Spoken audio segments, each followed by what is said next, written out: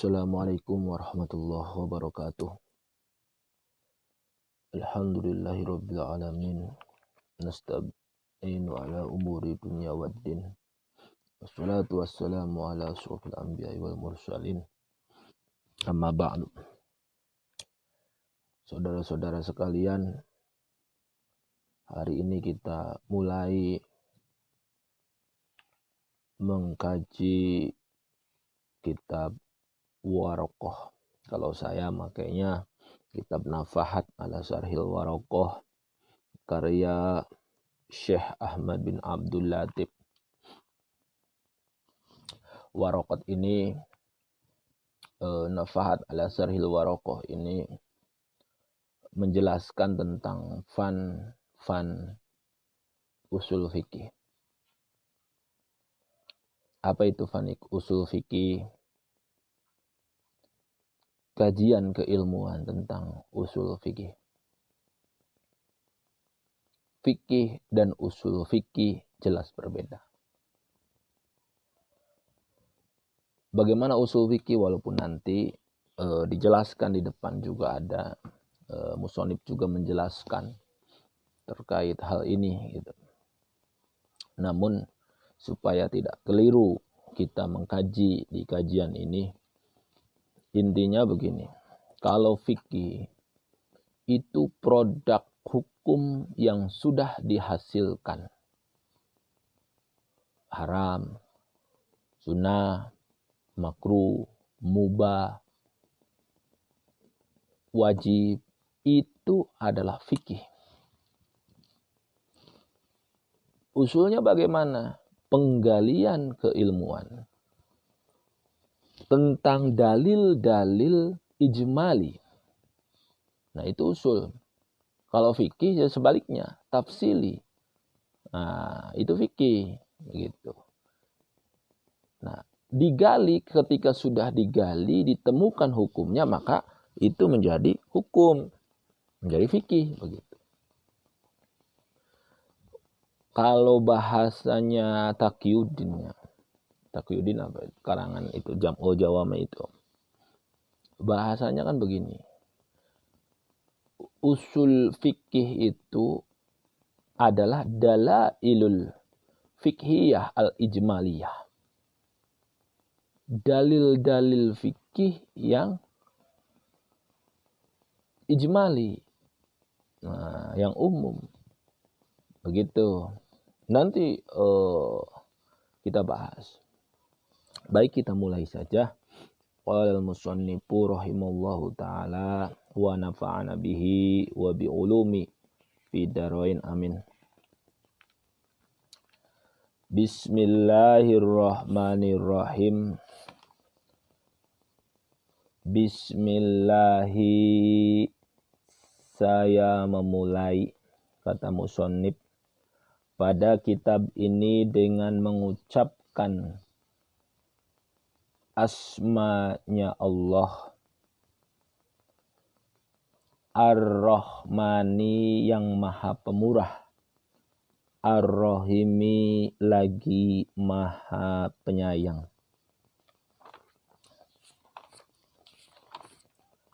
Amma ba'du, adapun setelahnya,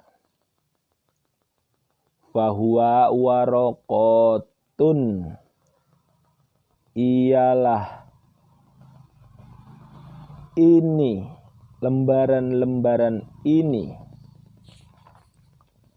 qalilatun, yang sedikit, tastamilu, yang mencakup, ala ma'rifati fusulin min usulil fikhi, atas pengetahuan beberapa fasal dari usul fikih, pasal-pasal dari usul fikih, yantafi'u biha al-mubtadi, yang memberi manfaat kepada mubtadi dengan waraqah ini, wa ghairuhu, dan selain mubtadi.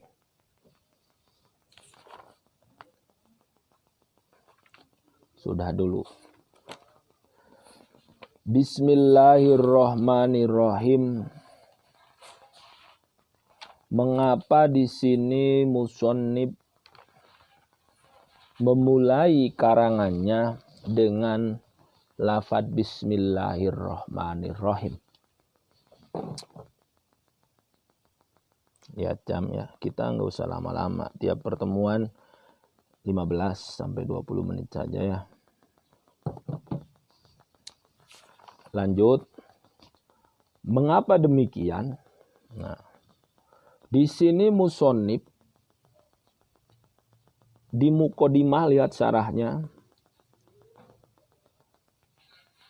Muqaddimatun i'lam annahu kama yambagi at-takalumu alal basmalati bima yunasibul panna al-masru'a fihi.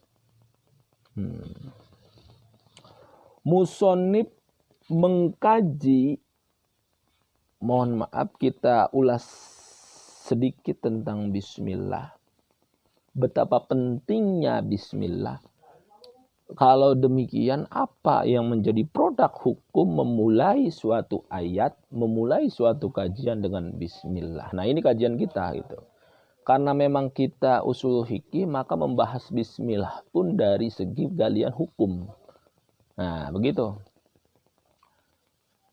Kalau fikih jelas, nanti ada haram, ini begitu. Tapi ini proses penggaliannya berdasarkan karangan yang dikarang oleh Ahmad Abdul Latif dalam Nafahat ini, dalam syarahnya ya. Coba. Mengapa demikian?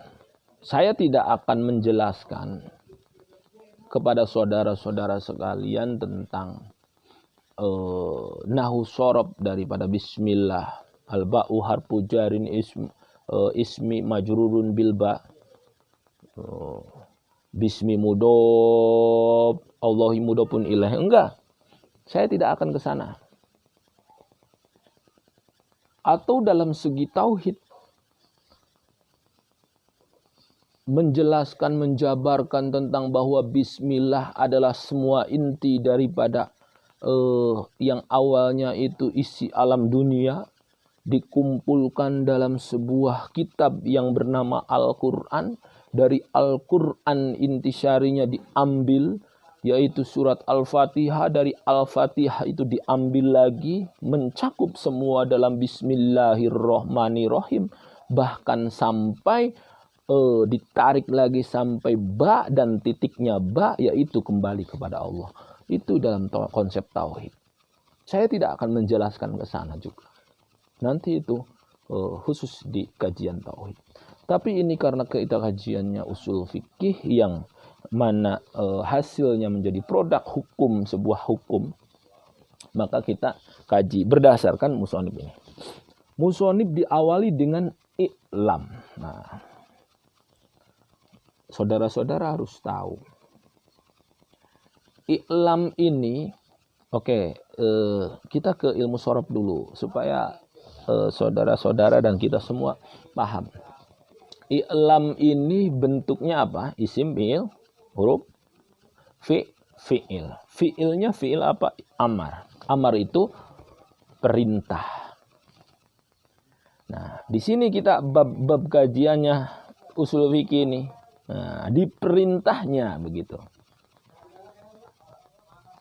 Berarti kalau perintah itu, amar itu apa? Idza utlikal amru yansoripu ilal wujubi hakikotan.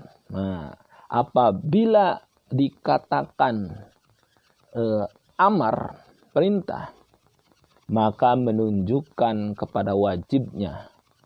Perintah ini menunjukkan wajib hakikatnya, hakikatan.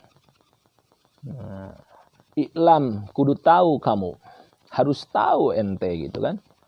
Nah, i'lam itu. Nah, lantas bagaimana khitab i'lam ini gitu. Titah i'lam ini gitu. Ada dua. Ada mukhatab muayyan, ada mukhatab goer muayyan. Masih lama ya, kita baru mulai. Tadi apa? Ada mukhatab muayyan, hitobnya, hitob i'lam. Ada mukhatab goer muayyan. Bagaimana maksud dari mukhatab muayyan? Nah, begini ya. Yaitu titah Allah untuk mukallaf, dan itu sifatnya pasti. Perintah itu sifatnya pasti, tidak bisa dirubah dengan hal lain. Nah, contoh supaya paham. Contoh, perintah aqimus sholah, mendirikan sholat. Perintah sholat ini wajib, dan kewajiban itu tidak bisa digantikan dengan hal lain selain sholat. Ini ya, mukhatab muayyan. Kenapa demikian? Karena sholat adalah sifatnya wajib untuk mukhatab muayyan. Maka ketika tidak bisa sempurna sholat berdiri, maka duduk. Tidak bisa duduk, maka berbaring. Tidak bisa berbaring, maka isyarat. Saking apa wajibnya sholat. Dan di sini di hukuman hitobnya mukhatab muayyan. Beda dengan mukhatab goer muayyan, sebaliknya. Contoh, puasa. Puasa Ramadan wajib sama wajibnya. Tetapi pilihan itu bisa digantikan dengan yang lain. Kewajiban puasa bagi seseorang tidak mesti setelah melaksanakan Ramadan diganti harus dengan Ramadan. Itu mukhatab goer muayyan. Contohnya kepada kalau misalnya yang tadinya ada yang berhalangan itu karena syafar atau karena menstruasi, dan mampu nanti ketika misalnya setelah Ramadan ini selesai, setelah 1 Syawal, menggantinya itu wajib puasa lagi. Tapi tidak untuk misalnya orang jompo, aki-aki yang justru dengan melaksanakan puasa ini dia sering pingsan, dia tidak kuat, intinya begitu, sudah tidak ada harapan. Maka di situ wajibnya hanya wajib fidyah. Nah, ada pilihan. Begitu. Ini mukhatab goer muayyan. Nah, itu ya teman-teman, saudara-saudara sekalian ya. I'lam, kudu tahu Anda, annahu, bahwa sesungguhnya, kama, seperti apa yang bagi telah diharuskan,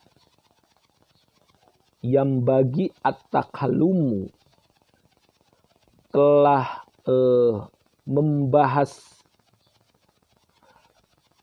Kalau bahasa Indonesia begini diterjemahinya ya. Kalau Sunda kan yang bagi peryogi naon atakalumu, ngabahas, ngomongkeun gitu. Alal basmalati, karena bismillah. Nah, tapi kalau Indonesia disatukan supaya tidak jelimet. Yang bagi atakalumu alal basmalati, membahas bismillah ini diharuskan. Nah, begitu kan. Atau begini, diharuskan untuk membahas bismillah, begitulah secara terjemah bebas. Yang bagi at-takalumu alal basmalati. Nah, di sini tadi setelah i'lam, perintah itu pada apabila diucapkan perintah itu menunjukkan kepada wajibnya perintah secara hakikat ya, hakikatan.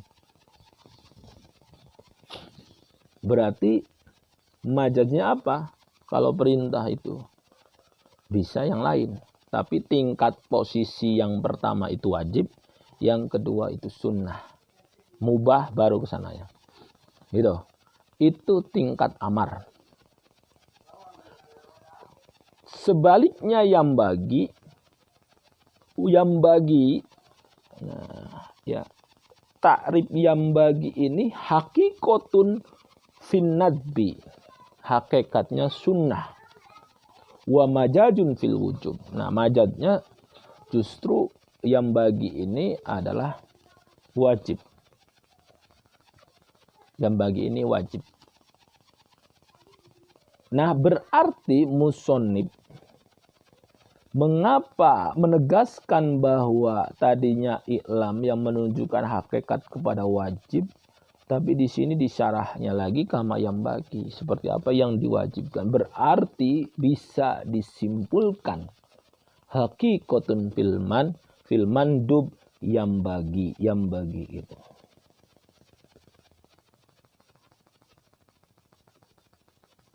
Begitu.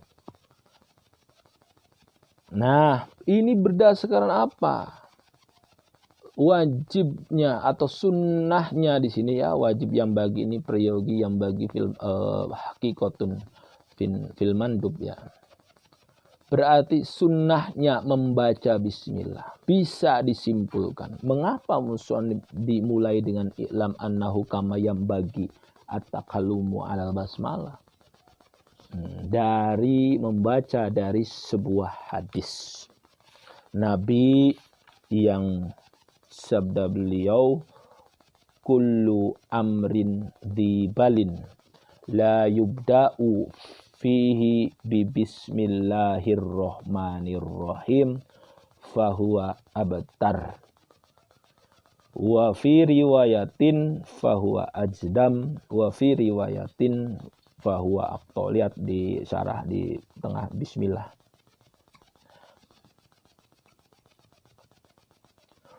Kullu amrin dibalin. Nah, setiap sesuatu urusan dibalin yang mempunyai tingkah bagus, la yubda'u, tidak diawali, fihi, di dalam dibalin, dengan apa? Bismillahirrahmanirrahim, dengan bismillahirrahmanirrahim, fahuwa abtar, maka sama saja kaya abtar. Atau riwayat lain ajdam, dan dalam riwayat lain juga ada aqta. Nanti dijelaskan apa itu abdar. Nanti dulu.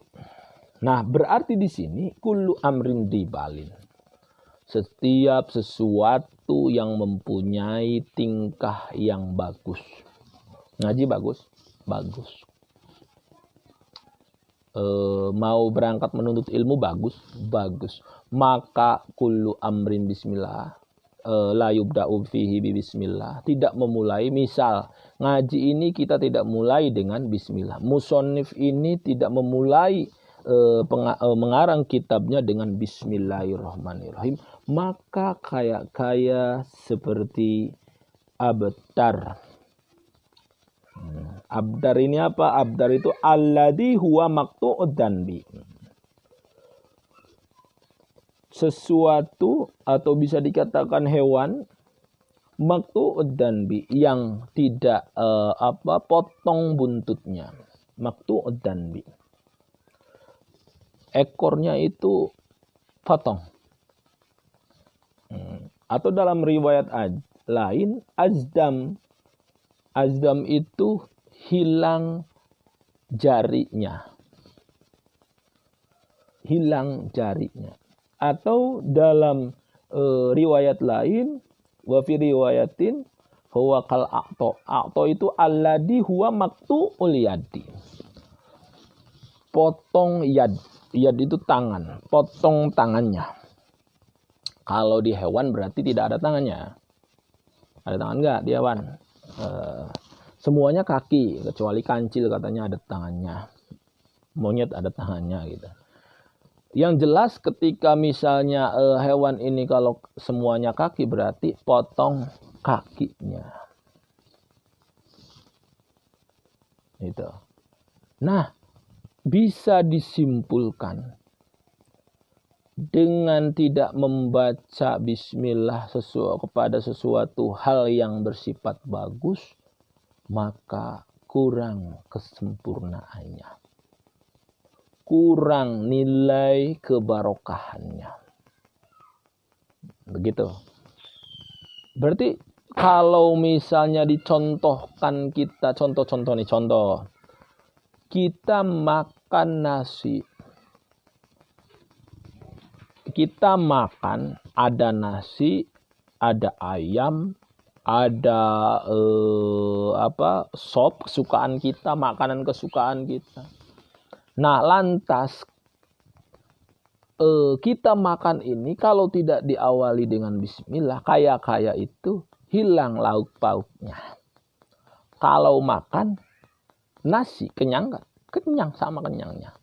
Tapi karena tidak memakai lauk, maka kenikmatannya kurang. Maka kelezatannya kurang. Bisa diartikan seperti itu.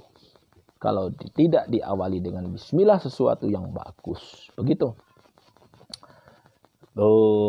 Itu. Mengapa tadi kesimpulannya begitu. Berarti kalau tidak ada lauk pun tidak apa-apa.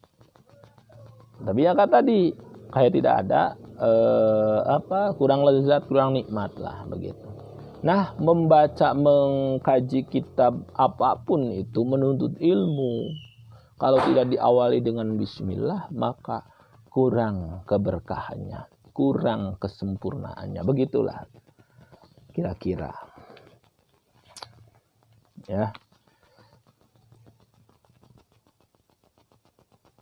Bima yunasibul alpanna almasru'a.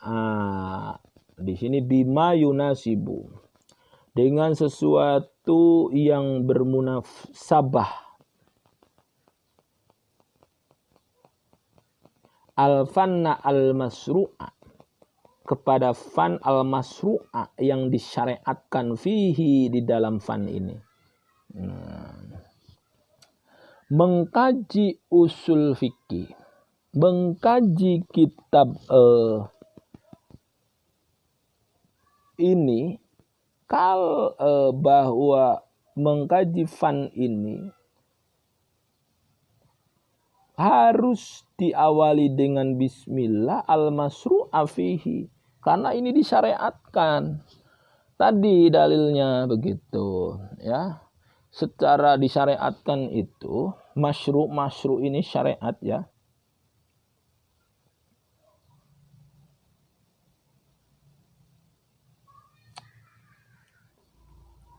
Bentar saya cari ininya dulu. Al-masyru' itu disyariatkan, berarti kalau al-masyru' disyariatkan berarti siapa syari'nya. Nah, begitu kan? Ini karena kajian usul, ya, kita harus tahu ini. Al-masyru' itu yang disyariatkan, berarti ada yang menyariatkan. Syari' yang menyariatkan itu. Nah, siapa itu syari'? Nah, hakikatun Allah. Rasul itu majaznya. Begitu. Perintah ini, syari' itu yang disyariatkan, penyare' ini yang menyariatkan hukum agama, perintah, titah, begitu. Khususnya di sini tadi membaca bismillah ini tadi siapa? Syari ini ada dua, majaznya secara hakikatnya Allah, secara majaznya Rasul. Perintah ini hakikatnya semua Allah, tapi melalui Rasul. Tadi hadis Rasul, bahwa perintah dari Rasul itu hakikatnya siapa? Itulah masyru'.